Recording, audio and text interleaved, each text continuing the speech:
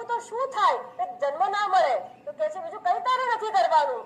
જન્મ કર્મ ચમે દિવ્યમ, મારો જે જન્મ છે અને મારું જે કર્મ છે એને તત્વથી જાણ એવમ યો વ્યક્તિ તત્વતઃ બસ. અને આ એક જ શરત પૂરી કરવા માટે શ્રીમદ ભાગવતનું શ્રવણ મનન જપ કીર્તન કરવામાં આવે છે.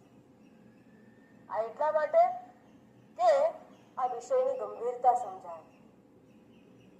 આ જન્મને દિવ્ય માનવો પડશે કારણ કે છે પરમાત્માના કર્મને દિવ્ય માનવું પડશે કારણ કે છે અને તત્વતઃ માટે જ તત્વની વાત આવી. ઉપનિષદના સંપ્રેક્ષમાં શ્રીમદ ભગવદ ગીતાના સાનિધ્યમાં બ્રહ્મસૂત્રના નિર્ણયની સાથે સાથે આ ત્રણેય વસ્તુ ને સાથે રાખીને આ શ્રીમદ ભાગવતની અંદર જન્મ અને કર્મની દિવ્યતા જો તત્વથી સમજાય તો પુનર્જન્મ નથી, બાકી જન્મ